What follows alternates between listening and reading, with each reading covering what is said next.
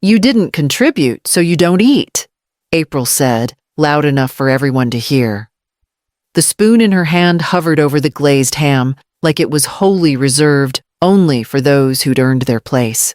Ross chuckled, barely looking up from his phone. Across the table, their son Liam shifted in his seat, eyes fixed on the green beans like they could rescue him. I stood at the edge of the dining room, still wearing the apron I'd tied on at 6 that morning. The smell of cinnamon glaze clung to my sleeves. My back ached. My hands were dry from washing every single dish. But none of that counted. April didn't look at me again. She moved on to serve Ross, then Liam, then herself. Not a second's pause. I didn't speak. Not because I didn't have words, but because I knew they wouldn't land.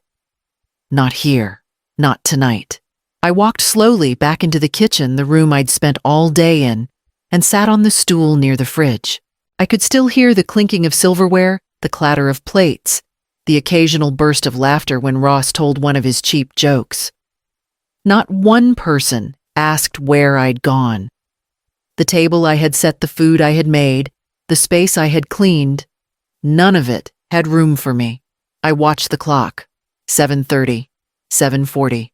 They were on dessert by 8. I heard the scrape of forks against pie crust, the sound of a wine bottle being uncorked.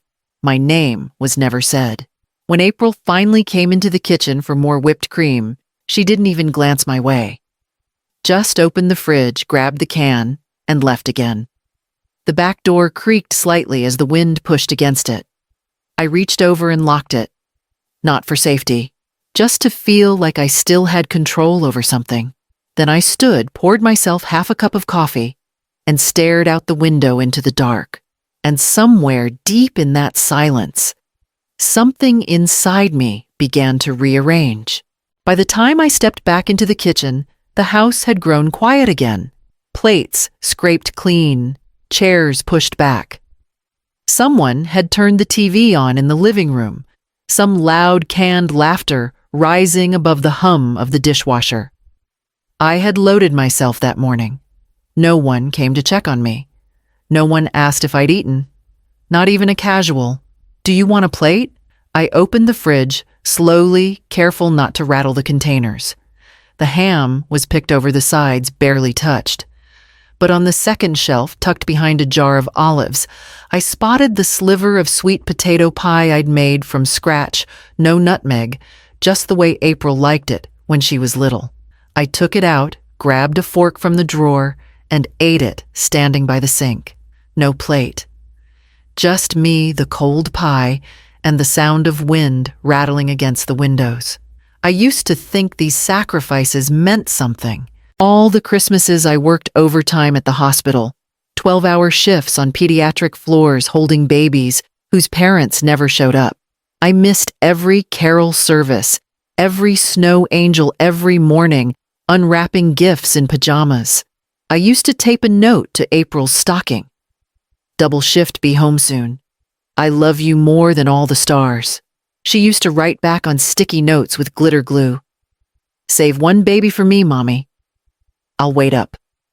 Bring hot cocoa." I kept every one of them in a box marked Christmas, tucked behind the tree stand in the attic. I hadn't opened that box in years.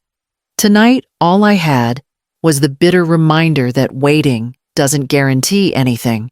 Not gratitude, not love, not even a slice of pie with a clean fork. I washed the fork, dried it slowly, and set it back in the drawer. Then I turned out the kitchen light. From the hallway, I heard Ross say something I couldn't catch, followed by April's low voice laughing softly. I stood there a moment before heading to my room, but I stopped when I heard what came next through their half-closed door. "She's not even helping anymore," Ross muttered. April let out a small laugh, almost embarrassed. "We've carried her long enough, haven't we?" The door was cracked, just wide enough for their words to fall out. I stood in the hallway, not breathing, not moving, just listening. "Carried me," I stepped back, my hand brushing the doorframe of what they called my room. "Carried me. I leaned against the wall and let memory wash over me like hot water that stings. When April turned 18, she wanted to go to a private college we couldn't afford. I sold my wedding ring in secret, told her the scholarship came through. She never asked again. When she got pregnant with Liam during her master's program, she was drowning. Ross was barely around. I moved into their apartment and took care of the baby so she could graduate. I held that boy through teething colic fevers and first steps. She called me a blessing. Back then. And when April said they needed a real home for the family, I didn't hesitate. I sold my old house, emptied my retirement fund, and paid $700,000 to buy the house outright. No contract, no conditions. Just trust.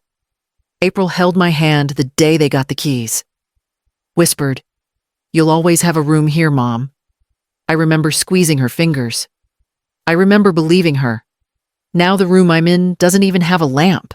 The air mattress hisses when I shift. They keep the door half open, not for my comfort, but so I don't block the hallway. I had given her everything I had. And now I was standing in a house that didn't even want me in it, just in time to hear what they planned next. We'll remodel her room after the new year. Get a tenant in. April's voice was calm, practical. Like she was talking about moving a piece of furniture, not a person. Ross let out a low hum, then added, "Yeah. Could get maybe $800–900 a month if we do it right. Fresh paint. Get rid of that old carpet." My carpet? She's not helping anymore. April continued, "We're covering everything now. Groceries, bills, everything." I stood just around the corner, motionless. My back pressed to the hallway wall, one hand still clutching the coffee mug I'd brought to bed. They didn't know I was there. Or maybe they just didn't care. "She's comfortable," Ross muttered. "But this isn't a retirement home." April didn't argue. "She'll understand," she said finally, as if trying to convince herself. "We'll just ease into it. Maybe tell her in February." I could hear the clink of glasses. Ice. Maybe wine. Maybe water. Either way, it chilled me more than the cold draft through the stairwell. They talked a few minutes longer about paint swatches, closet doors, potential renters from Ross's office. Every word stacked like bricks. A wall I hadn't realized they'd been building behind me. Too old. Too slow. Too dependent. That's what they saw. They didn't see the woman who worked back-to-back night shifts to keep April's insurance paid up through college. They didn't see the woman who cleaned their bathrooms when they were too tired, who picked up Liam from soccer practice, who filled their fridge when the paycheck came late. I slipped back into my room and shut the door without a sound. I didn't sleep that night. Not because of the noise, but because something had shifted. Not in them. In me, they thought I didn't notice. That I was fading. Convenient. Replaceable. They were wrong. By morning, I was sitting on the edge of the bed with a box in my lap. The one I hadn't opened in years. The one that still held my name. The lockbox was buried beneath old linens in the bottom of my closet. I hadn't opened it since we moved in. Maybe I hadn't wanted to remember what was still inside. Maybe I was holding out hope I wouldn't need to. But now, there was no more pretending.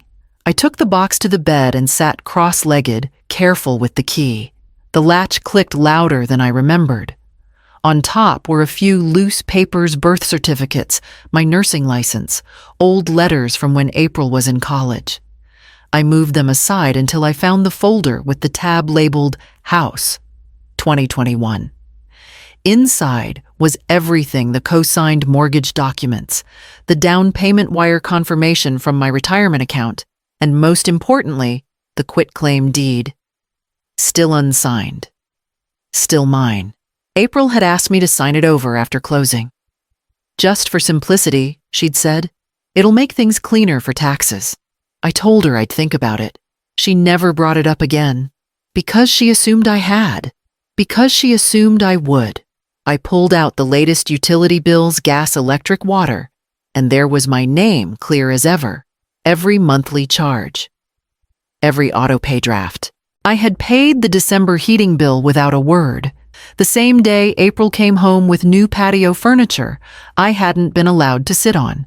I leaned back against the pillow, the folder still open on my lap. My chest felt tight, but not from sorrow this time. From clarity. They were planning my exit like I was a guest. But guests don't hold deeds. Guests don't pay taxes. Guests don't have keys to the house in a drawer labeled original.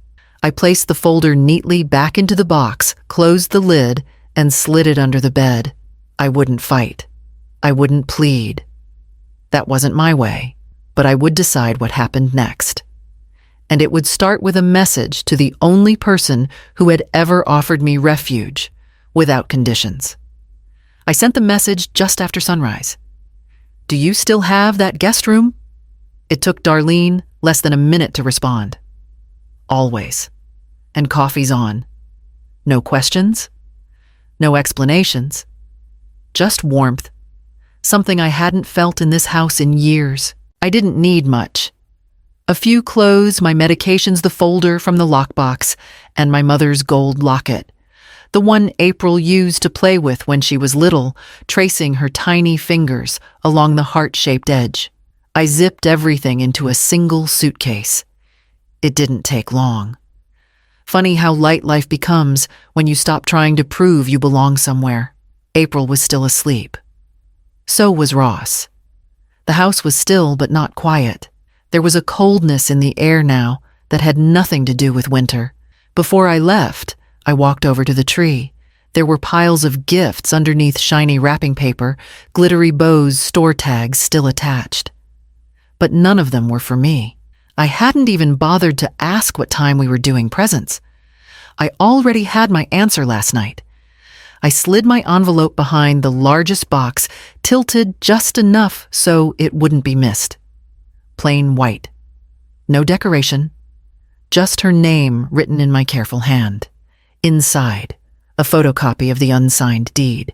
Printouts of the utility bills. A typed note, short and direct. "You once said I'd always have a room here.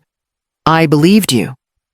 I gave without asking, loved without limit, and supported without condition. But now I understand some promises have expiration dates. You have 30 days to leave this house. The utilities will be disconnected in 48 hours. I won't be back. But you'll hear from my attorney." I didn't sign it. She'd know who it came from. I stepped back one last time and looked at the tree. The same ornaments I bought 5 years ago were still hanging, faded, dusty, but still intact, just like me. I turned, wheeled my bag to the front door, and walked out. Before they ever knew I was gone, I imagined her face when she read it. The way her hands would pause at the edge of the envelope, probably thinking it was some belated apology, maybe a Christmas card, maybe something soft and forgettable. But there was nothing soft inside. There was a copy of the unsigned quitclaim deed, still dated from the day we closed. There were printouts of every utility bill in my name, including the most recent notices I'd already sent to be canceled. A final statement of ownership, not emotional, just legal. And at the bottom beneath the closing line I had written, "I gave you a home. Now I'm taking back my dignity." No flourish, no signature, just the truth. Darlene picked me up outside the diner near her place. I waited with my suitcase and didn't look back. She didn't ask for the story. She just drove. The sun came up over the freeway, and for the first time in months, my lungs felt like they had enough room to breathe. That night, tucked into her guest room with the heater humming and the smell of strong coffee lingering in the hall, I opened my journal for the first time in 2 years. I wrote, "They didn't break me. They just finally showed me the door they never meant to keep open." Back at the house, I imagined them finding the letter. Maybe April would shout. Maybe Ross would curse. Maybe Liam would ask, "What does this mean?" But it didn't matter how they reacted. It only mattered that they read it. For years, I had asked for space gently. Quietly, I had begged through service, through cooking, folding laundry, staying out of the way. But this wasn't a request. This was the line. By the second morning, the power company confirmed disconnection. Water followed the next day. I had stopped every autopay, revoked access to every account. Not out of spite, but because that house had become a monument to my erasure, and now it was under renovation. Starting with truth. The silence that followed didn't scare me. It cleared a path. Then the calls began. I turned off my phone the moment I left. Not because I was afraid to hear from her, but because I knew exactly what would come.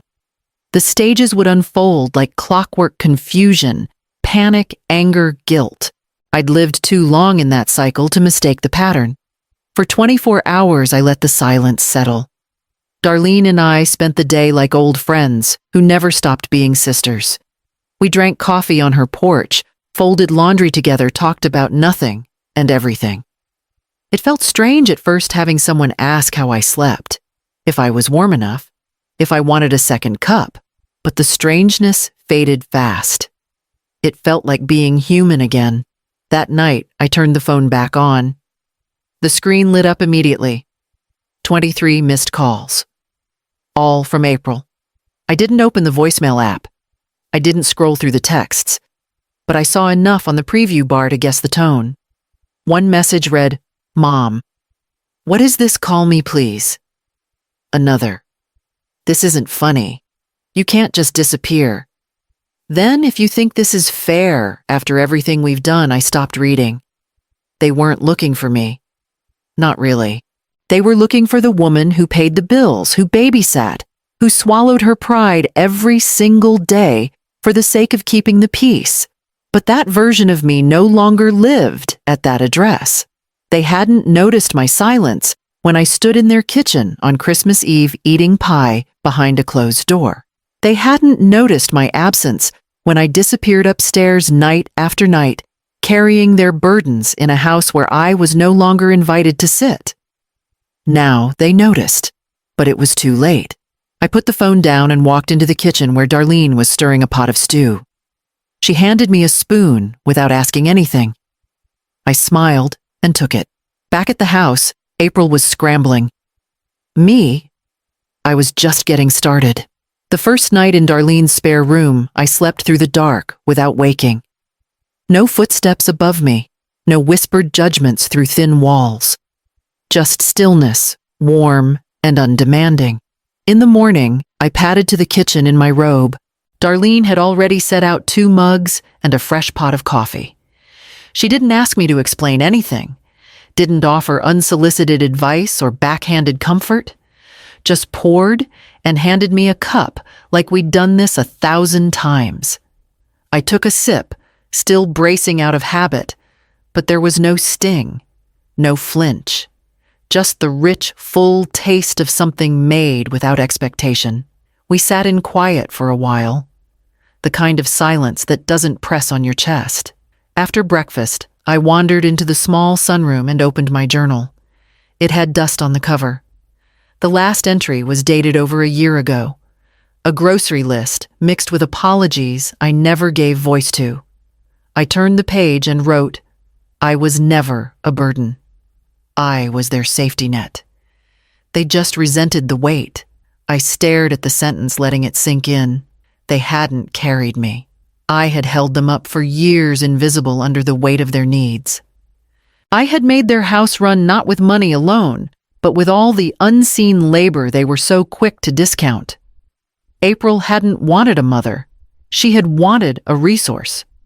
And when that resource started asking for warmth, she called it useless. But here, in this quiet space with secondhand curtains, I felt more like myself than I had in a decade. Darlene stepped in and handed me a folded flyer. "Just something I saw," she said. "It's a small unit, clean, affordable, owner's nice." I looked down.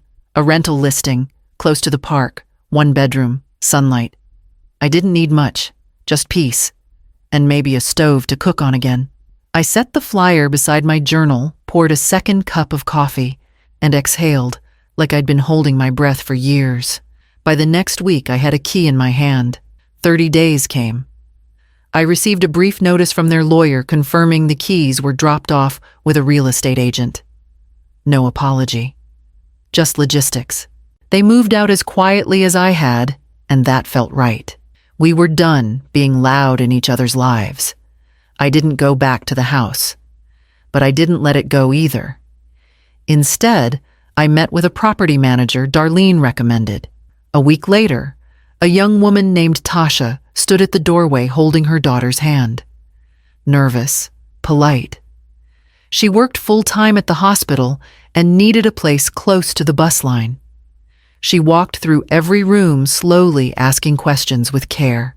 When she saw the tiny bedroom in the back, my old room, she smiled and said this would be perfect for her books and her puzzles. She didn't ask for a discount. She didn't ask for favors. She just said thank you 3 times before she left. We signed the lease the next day. I used part of the deposit to buy a second-hand dining table for my new apartment. Nothing fancy, just a clean surface with room for 2 chairs. I set it against the window, where the light hit around 5 in the evening. That night, Darlene brought over roasted vegetables and a bottle of apple cider. I made herbed chicken and cornbread, simple, warm enough to feed and soothe. We sat down and ate without ceremony. No one picked apart the seasoning. No one measured what had or hadn't been earned. Just 2 women sharing space trading stories, laughing between bites. I looked across the table and smiled. This year, I said, placing a warm biscuit on her plate, no one eats alone, not even dignity. She raised her mug and I raised mine. We didn't say cheers. We didn't need to. In the quiet that followed, I felt something settle inside me. Not revenge, not pride, just a kind of peace that stays. And finally, it felt like enough.